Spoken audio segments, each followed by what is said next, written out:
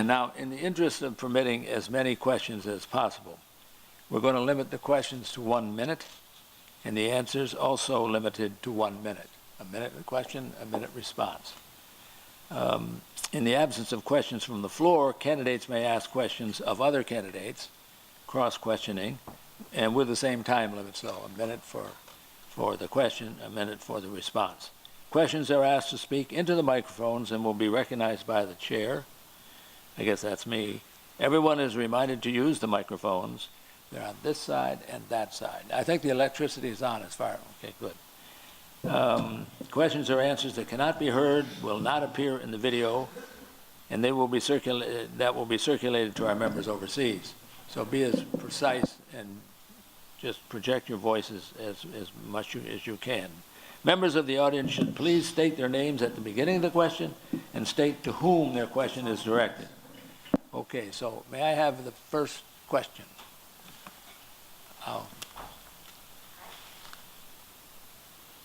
How do you? Okay. So on our Facebook page, we opened up questions for the field to ask, and we received several. The first is from Victor Marsh, who's in Cyprus right now, and it's on recruitment retention programs. He asks, every few years, someone at HRM argues that recruitment programs are not worth their cost because fellows do not always decide to stay in the department for 30 years. Is retention really a responsibility of the recruitment programs, or is it instead the responsibility of senior managers to make this into a place that talented mid-career professionals want to stay? Should M and HR focus more on retention than attempting to cut out recruitment efforts? Why or why not? So for the presidents. Thanks. Okay. Did you direct that question to anybody in particular? Or to the presidential candidates. Thanks. Oh, okay. Presidential candidates? Mr. Asada. So recruitment and retention is something that we've been very focused on. The department will tell you that all is well, all is not well. There's been an increase in non-voluntary retirement separations. AFSA asked for the data. We've seen it increase. We know anecdotally from mid-career professionals that more and more people are looking at leaving the service. We have a problem on our hands. We need to do something about it. So what we've proposed to the management is that every employee that is leaving the service be interviewed so that we have the data about why the career was not rewarding, what was wrong for families, what we can do better. The department has started doing this with a survey. It has not yet instituted the in-person interviews. However, we understand that this may be incorporated into the QDDR that comes out. So again, AFSA is very aware of this problem, and we've been focused on the retention issue. Okay, thank you very much. Ambassador Boyat? Major glitch. No, Tom, I'm sorry. The issue raises the question of obscurity. M and the DG, in order to control and give themselves the maximum amount of flexibility, hide the data. It is not available. It's not available to the Foreign Service folks. It's not available to AFSA. Every senior position lost cascades down to 5 lost promotions. What we're facing is people's discouragement because they do not know what the score is, they do not know what the odds are. And this is anecdotal. You have Carter things. The real information is controlled inside the DG's office, but the DG no longer makes those decisions unilaterally. He makes them after deep consultations with M. That's the world that AFSA has to deal in and has to fight for. I'm worried about this also, and I think that Matthew's idea of exit interviews is a terrific idea because it gives us that firsthand understanding of why people gave up and left. I also very much agree that we need a comprehensive look at people and positions. We have to have a healthy, attractive career path. The Foreign Service Act says you come into the Foreign Service through a rigorous examination, and then you must be available for worldwide availability. We know that involves hardship tours. It involves separation from our family.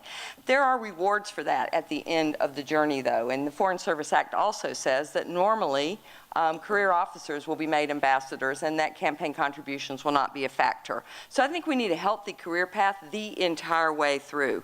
And I agree with Tex. We need greater transparency. We need all of us to know what this picture looks like so that from there we can make coherent decisions to manage our workforce. Thank you, Ambassador.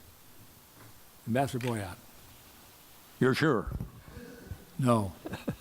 My name is Tom Boyott. I'm a member of the Executive Committee of the American Academy of Diplomacy, and I'm speaking on that basis. First, I want to tell you that the AAD, the Academy, is not taking a position on any of those running for office in this election as an institution.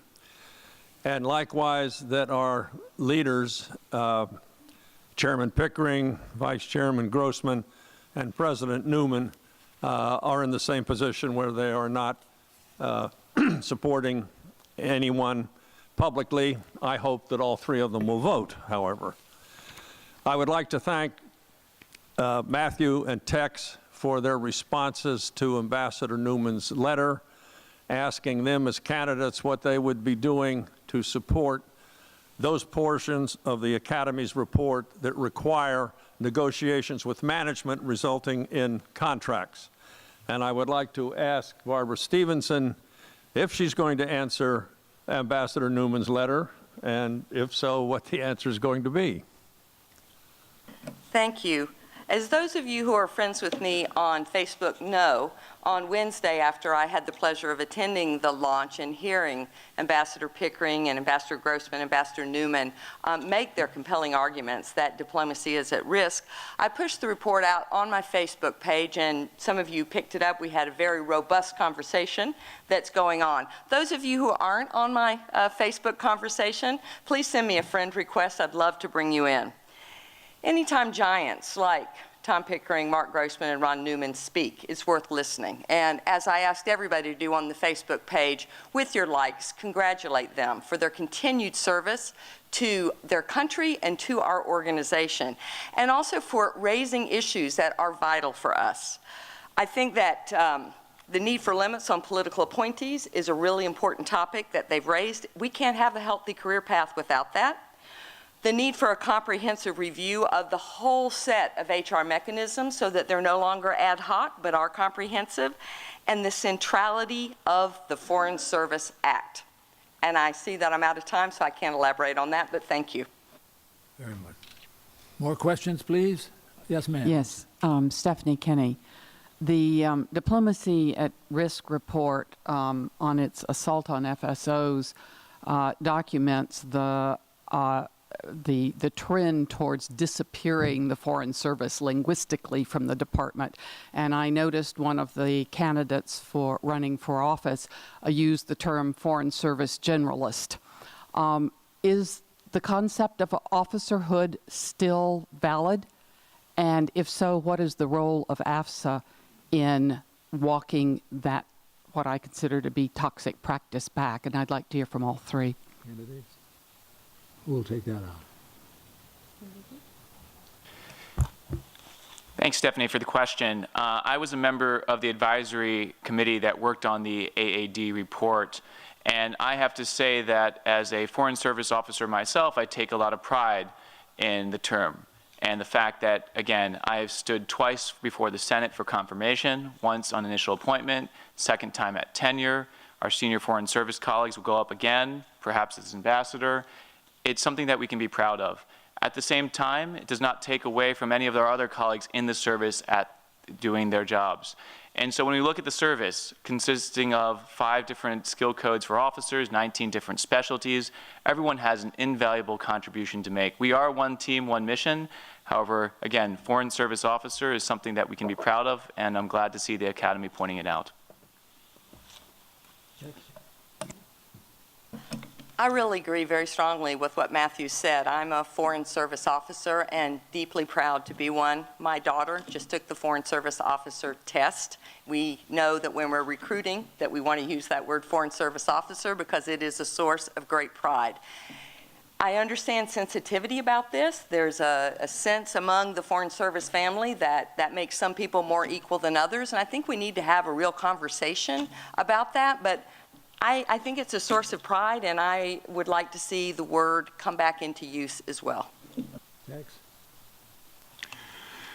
The Hillary Clinton QDDR, which was a great idea to have it, but essentially identified as a goal of HR's role was to break down the barriers in this building between the Foreign Service and the Civil Service. We are looking at a goal of homogenization. That is where we are heading. Generalist officer is first step in this. There are many others. The politicalization. Essentially, the Foreign Service Act does not have those stolid protections because the rank is in our person, not in the seat of our chairs. That makes us vulnerable, and it makes us need a strong AFSA. I do not believe that a diplomatic approach to management is going to be successful because the management, starting with Colin Powell through Hillary Clinton, essentially want homogenization. That's where we're going. We got to stand up. Thanks, Dave. Yes. Sir. Sir, could you state your, I know it's written down. My name is John Dinkelman, and my question is for Tex Harris. From what I understand, roughly 300 Foreign Service generalists, officers, are unassigned as of this time, and coming this summer, they will be walking the halls of this building. Yet at the same time, from what I understand, there are scores of individuals from the retired annuitant corps who are serving at posts overseas, fulfilling temporary requirements for staffing. What is your position, sir, on the continued use of WAE employees in the face of what seems to be a considerable lack of positions for Foreign Service staff? The hiring of WAEs is done now by the bureaus. There is no centralized view of that. So the responsibility of dealing with that resides in the executive directors of each of the bureaus. They, and they alone, decide. AFSA has supported, and the retirees have supported in AFSA leadership, the centralization and structure of the WAE program. So essentially it could fit in with an entire personnel system in a better way, which would benefit both actives and retirees.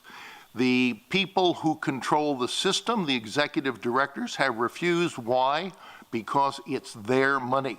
They are the ones who pay the salaries, and they are not going to have the Director General's office tell them who to hire when it's coming out of their money, and they have a list of their friends in their desk drawers who they call on to go overseas and serve.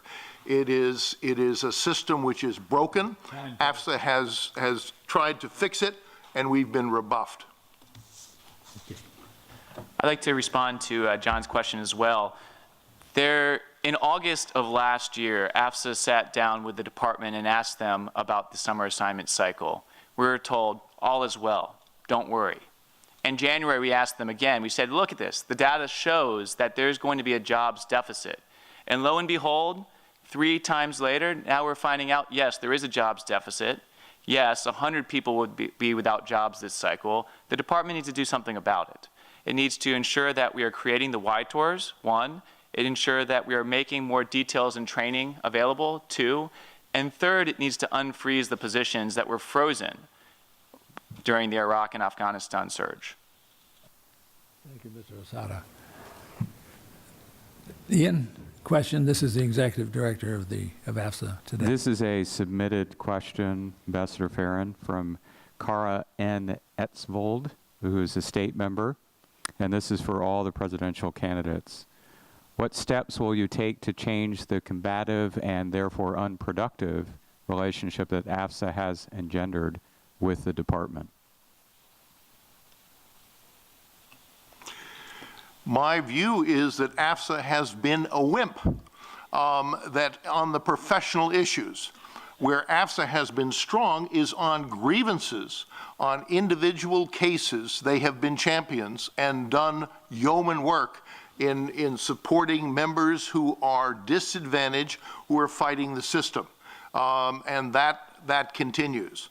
But on the major issues, for example, the appointment of ambassadors at the 40% level, in total disregard of the Foreign Service Act's prohibition that money should not be part of the calculation, and it's clear that people bought those nominations through their donations. AFSA has been silent. So I do not agree with the premise of the question.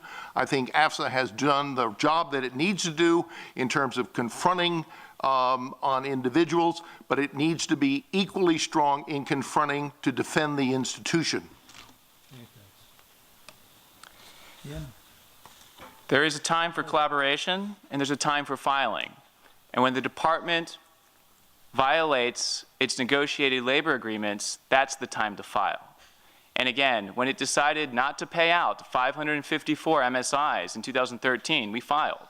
2014, it didn't pay out 270 MSIs, we filed. That's a 3,000, 4,000 decision that takes place every single year. There's also a time for collaboration. And right now, AFSA is working on a reform to the performance management system, right now. One of the biggest challenges we have to take, and it's only something that we can do working with management. But to Kara's question, last year she had proposed revising the standards of entry to the Foreign Service so that anyone who had smoked marijuana once would not be able to join the Foreign Service. We said that was too much. We pushed back. And at the end of the day, AFSA was able to negotiate a much better provision for suitability to the Foreign Service that reflected the changing conditions of the time. Thank you. Well, as you know, it's already been stated, this is a big part of what strong diplomacy is about. It is about recognizing we're a public sector union, and as one former AFSA officer said to me, you know, we're not the United Auto Workers. We can't strike. Heck, we can't even do a work slowdown.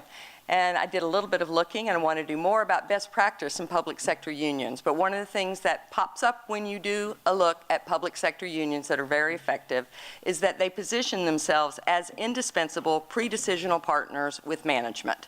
So that's part of what our engagement with our membership is about, is making sure we speak with authority and from a position of strength about what your concerns and aspirations are as AFSA members. But that we have a seat at the table and we're part of the conversation from the very beginning.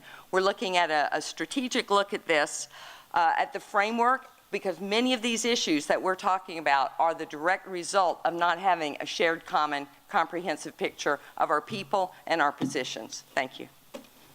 Thank you, Ambassador. Sir. Hi, Peter Neishler, as you remember from my earlier speech. A question for all three candidates. It has to do with our relationship with the American people. We've been looking in the QDDR office where I work at a program called Engage America, which is going to improve our communication with the American people.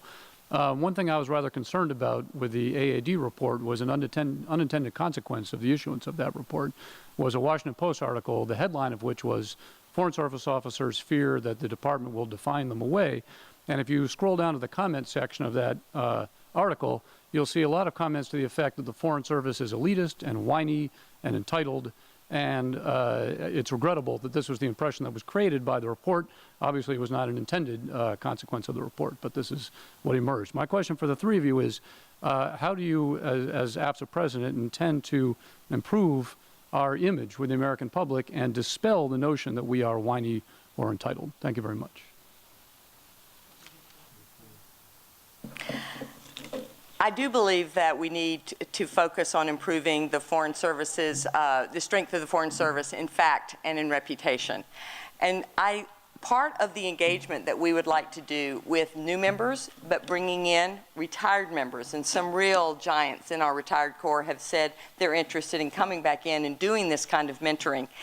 It's to make people aware of what it means to be a Foreign Service officer, and this is a recommendation in the AAD report, but to prepare them also to go out and be part of the Engage America program that will, I hope, come out in the final version of the QDDR when we see it later this month. We want to get our ranks out there in their hometown, their alma mater, and beyond, telling the story of the special obligations, but the special rewards of representing America as a member of the Foreign Service. And so that's part of what we would really like to do, and we're excited about that agenda. The QDDR, I think, is a great example of where AFSA can make a positive contribution to setting the agenda for the department and management. AFSA submitted 7 papers into the QDDR system, and one of them was on the career paths and professional development, which has become the basis for, again, all of the conversations that we've been having here for the last hour and a half. That QDDR process, again, something that AFSA submitted early on, has worked to be a partner with, and hopefully when we see the results come out here later this month, we'll see several of the ideas, especially something like extended leave without pay, something we know is so important to married, single employees in the service, whether they're working in the building or their partner is working outside in the private sector. Next. The AFSA has a very fine communications department. If you want to see how good it is, look at this annual report, which they mail to all the retirees. It's a wonderful document filled with charts and pictures of AFSA's activities internally. The problem is AFSA communications department has got to be totally reoriented externally. What the American people need to hear is the sacrifice and the hard work of Foreign Service people around the world. That is done by hard work in local papers, local television stations around the country. We used to do that. We no longer do it today. AFSA is now essentially turning inward, cheering itself on, and it is not doing a job to represent the hardships that American Foreign Service people face each and every day around the world. Those are the stories that the military tells. We need to tell the same stories to the American public. Next question, please, Madam. I'm Leah Pease, and this is from our Facebook page received from overseas. Focusing on the selection is for all the presidential candidates. Focusing on the selection of career senior positions, i.e. lots of ambassadorships are from career folks, all office directors, et cetera. They're not political appointees. What can or should AFSA be doing to improve the selection process and thereby improve the lives of every mid-level and entry-level employee in this organization?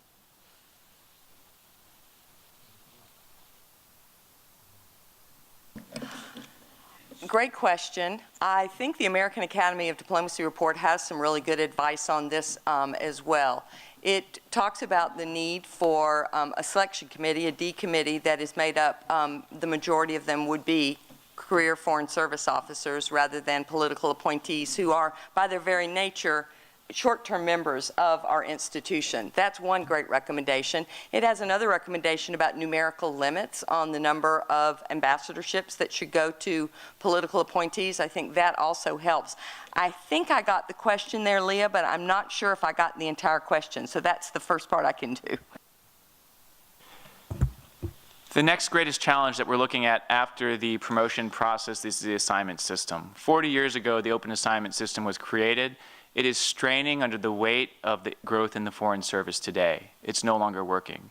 And so we're looking at setting up a joint working group with the department to analyze the assignments process for entry level, for mid-level, for senior level, specialists and generalists, to ensure that we're getting the right people at the right time into the jobs, and that we are valuing their hard-earned language skills, some of whom come in with language beforehand, but because of the department's current system, may be unable to use it. And assignment restrictions and preclusions has been a big topic for AFSA, and we're continuing to make effort and make progress on this. The ship of the Foreign Service and the Foreign Service Act are sinking. Management is now engaged in a process of getting AFSA's cooperation in terms of rearranging the deck chairs on this sinking Foreign Service institution where the cabins are being replaced by politicals and by securocrats, people who are experts in their fields but are beholden to their jobs and assignments to political masters. That is the issue. We have countless issues to deal with as the impact of fewer jobs, of the jobs lost, blast down in terms of the Foreign Service. A senior job lost over time equals 5 promotions gone.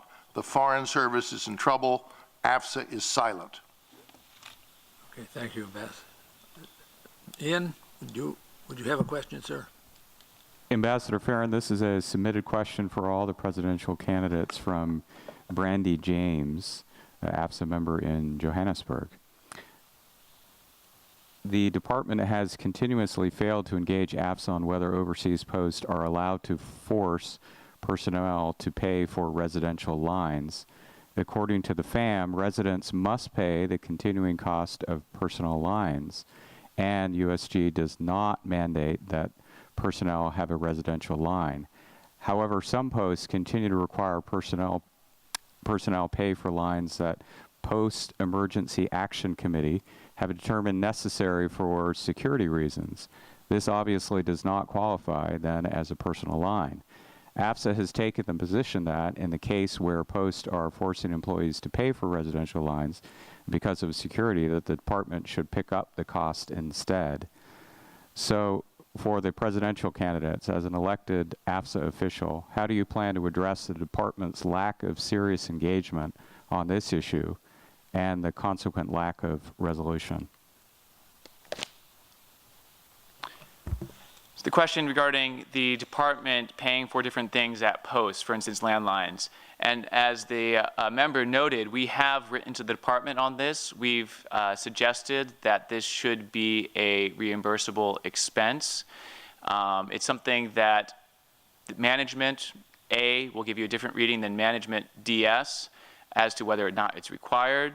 And it's something that we need to sit down and talk about. At the end of the day, whether it's negotiable, that's something we'll have to take a closer look at. But in the grand scheme of things, there are many things that we're trying to do right now, such as that, to make it easier and better to live overseas. And a quality of life initiative for overseas foreign service is something that we've been mulling over and thinking about introducing. It sounds like a very sensible approach to me. I can understand the frustration of being required to put in a landline for the main purpose of being able to answer security calls. There may be, reimbursement may be an answer that we should advocate for. I will say we had to put in a new communication system in London when I was DCM there.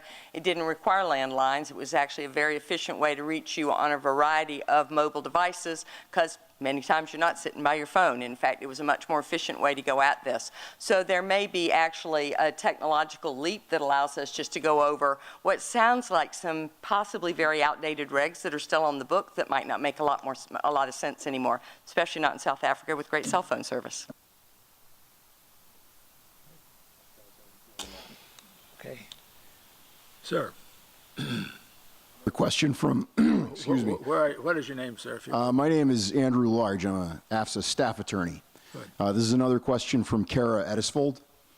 What steps do you envision, presumably it's for all three, what steps do you envision to continue to bring the Foreign Service into the 20th century, if not the 21st, to see that the scope of the Foreign Service must go beyond FSOs or generalists, as they are referred to in the Foreign Service Act?